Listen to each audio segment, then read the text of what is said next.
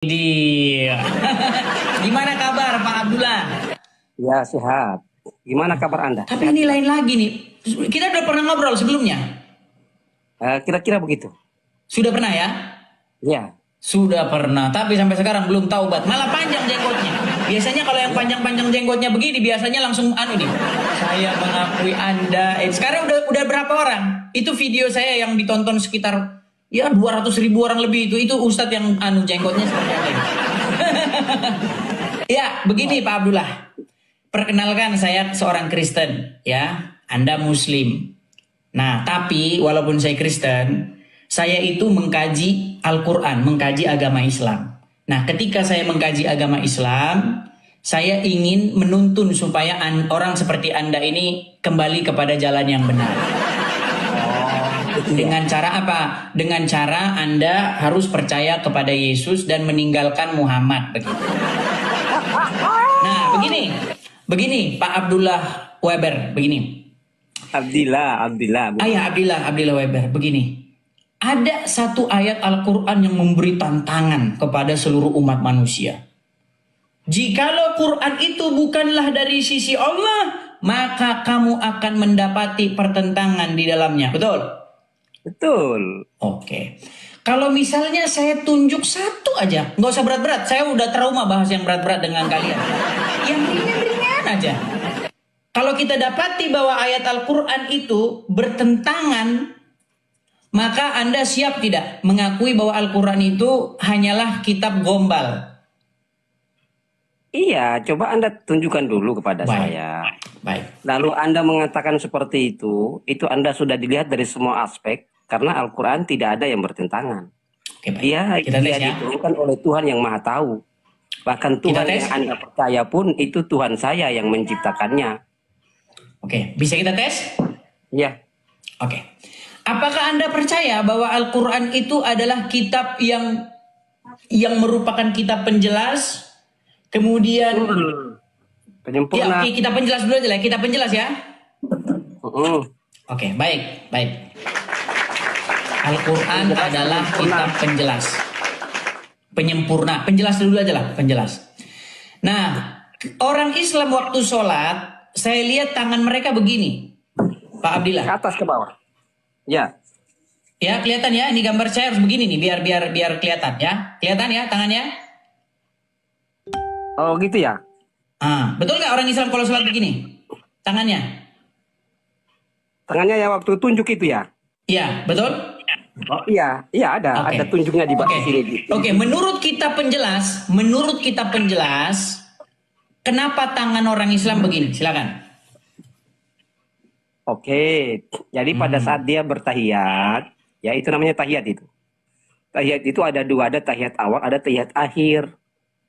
Nah, ketika dia bertahiyat, sebentar Pak Abdillah, sebentar. Di Quran mana ada tahiyat awal, tahiyat akhir?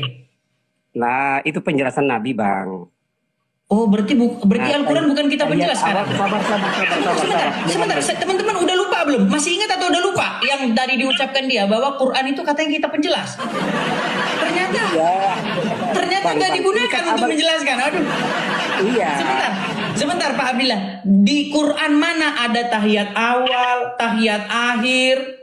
Di Quran mana itu? Oh, sudah. Iya. Saya sudah paham, Bang. Apa yang Abang tanya udah saya paham. Makanya mau saya jelaskan ini. Kan begitu. Jadi, yang dimaksud Quran menjelaskan itu bukan menjelaskan Qurannya, menjelaskan kitab-kitab yang dimaksud Quran adalah menjelaskan, bukan menjelaskan. Oh iya, ini lupa. Saya lagi ngomong sama orang Islam. Sebentar, teman-teman. Saya lupa. Saya lagi ngomong sama orang Islam. Kalau Quran itu menjelaskan, artinya tidak menjelaskan. Kalau Quran itu lengkap, artinya nggak lengkap. Itu dia. Penjelasan itu. Silakan lanjut. Bang, dengar dulu, Bang. Silakan. Kan Anda bertanya, setelah saya sampaikan baru nanti poin apa ya. Silakan. Jadi mana penjelasan itu? Al-Quran menjelaskan tentang kitab-kitab sebelumnya. Kitab-kitab yang diselewengkan oleh umat-umat sebelumnya. Sebentar, saya catat dulu. Al-Quran menjelaskan kitab-kitab sebelumnya. Aduh, ini penting sekali. Iya. Mantap ini. Al-Quran menjelaskan kitab-kitab sebelumnya. Aduh, tulis dulu ya. Iya. Oke, sebentar. Oke.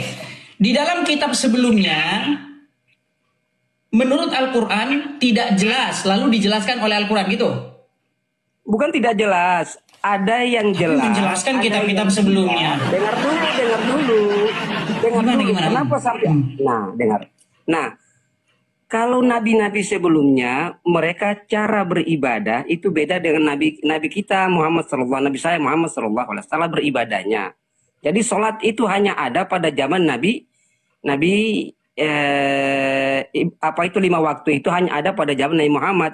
Sedangkan yang lain-lain sholatnya itu tidak dijelaskan secara 5 waktu.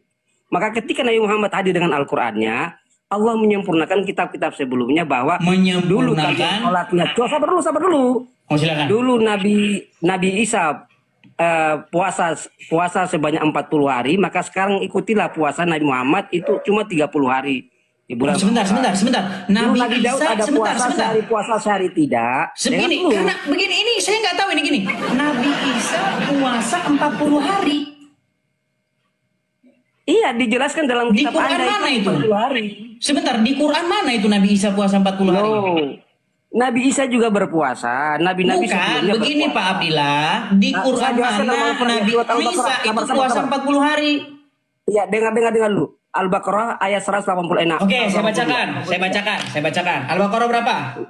183. Tentang Nabi Isa puasa 40 hari? Tidak, Allah menjelaskan tentang nabi-nabi sebelumnya berpuasa. Nabi Isa puasa 40 hari. Makanya saudara di mana Nabi Isa puasa 40 hari? Sebentar, di mana Nabi Isa puasa 40 hari? Dalam Bible Anda, tapi Anda tidak puasa. Oh, dalam Bible. Iya. Berarti Al-Quran adalah kitab penjelas, tapi tidak menjelaskan. Oh iya, lupa. Oh, tidak menerangkan bahwa berarti Isa puasa 40 hari adanya di Bible. Dengar dulu. Terus apalagi? Puasa yang kita kerjakan saat ini yang lain-lain adanya di Bible. Terus apalagi masalah yang lain lagi? Oh, di Bible semua. Aduh. Tadi katanya Al-Quran kitab penjelas. Al-Quran menyempurnakan. Ternyata saudara-saudara yang dipakai malah Bible. Sungguh Anda terlalu ini Pak Abdillah, barusan tadi Anda bilang Al-Quran kitab yang menjelaskan, betul? Betul. Oke, saya suruh Anda jelaskan apa itu tahiyat awal, tahiyat akhir. Tidak ada dalam Al-Quran. Ya. Makanya saya suruh Anda menjelaskan di mana Isa puasa 40 hari tidak ada dalam Al-Quran. Nah, makanya saya bilang saudara-saudara, makanya nyata bahwa mereka ini adalah orang-orang yang nekat. Mengapa Anda nekat mengatakan penjelasannya, Bang? Mengapa Anda nekat mengatakan Quran kitab yang menjelaskan? Dengar, orang Islam itu punya 2 tuntunan dalam beribadah. Yang pertama Al-Quran, yang kedua hadis. Hadis itu berarti yang menjelaskan yang mana? Yang menjelaskan Al-Quran apa hadis? Ya. Jadi Al-Quran menjelaskan secara global. Kitab yang menjelaskan itu Al-Quran apa hadis? Dua-duanya. Tapi Al-Quran secara umum. Al-Quran sendiri tidak mampu. Sebentar. Al-Quran sendiri tiada mampu dan tiada sanggup menjelaskan. Bukan tiada sanggup. Waduh, tiada mampu dan saudara. Apakah Al-Quran tiada mampu dan tiada sanggup menjelaskan sendiri? Bukan tiada sanggup, Bang. Kalau tiada sanggup, kenapa dibantu oleh hadis, saudara? Kenapa dibantu oleh hadis? Ini a'lamu ma la ta'lamun. Aku lebih mengetahui dari apa yang kamu ketahui. Ya, saya bilang kan, makin panjang jenggotnya, makin. Oke lah, yang ringan-ringan aja lah. Saya bahas yang tinggi-tinggi. Bener nggak di janggut Anda? Sebentar, Pak Abdillah. Bener nggak di janggut Anda itu ada malaikat-malaikat bergelantungan? Saya giliran bertanya. Sebentar, betul tidak di janggut Anda itu ada malaikat-malaikat bergelantungan? Ya, berdasarkan penjelasan itu ada, tapi bergelantungan bukan berarti bisa dilihat oleh mata, tidak. Malaikat-malaikat bergelantungan di janggutnya. Sama dengan begini. Dalam sebentar. dijelaskan bahwa Anda percaya Tuhan tidak bisa dilihat dengan mata. Anda percaya di janggut Anda ada malaikat-malaikat bergelantungan? Dengar dulu, Bang. Dengar dulu. Sebentar, Pak Abdillah. Apakah Anda percaya bahwa di janggut Anda bergelantungan malaikat? Iya, nah mau saya Percaya. jelaskan Sudah saya begini. bilang kan, kalau mereka ini Anda memang itu apapun kata jelaskan Muhammad, Tuhan itu mereka bukan akan manusia. percaya. Sudah. Tuhan bukan manusia dan tidak pernah menjadi Oke anak lah. manusia. Bapak yang mengutus kita kasih aku, kesempatan kepada saya muslim tidak yang lain pernah dulu ya. mendengarkan pendengarannya, perkataannya maupun melihatnya. Nah, Maksudnya tapi gimana? ternyata dengan begitu jelas Anda tidak percaya. Maksudnya gimana sih? Kan begitu. Sekarang begini. Anda percaya bahwa di janggut Anda bergelantungan malaikat, ya itulah Anda. Ya, makanya Kalau saya percaya itu, kutu yang bergelantungan di sana.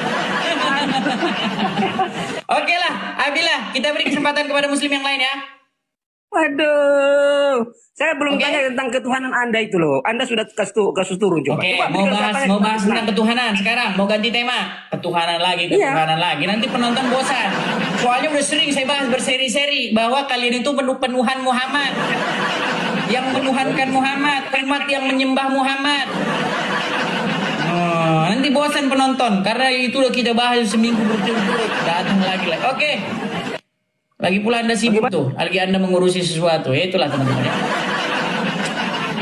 Tadi dia bilang Al-Quran adalah kitab yang menjelaskan. Tapi katanya, hadis yang menjelaskan. Berarti yang menjelaskan Quran atau hadis? Dua-duanya.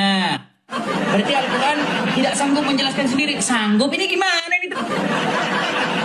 Kalau sanggup, kenapa harus ada hadis? Salam saudara-saudara yang diberkati oleh Tuhan. Itu dia video cuplikan yang baru saja kita tonton tadi videonya.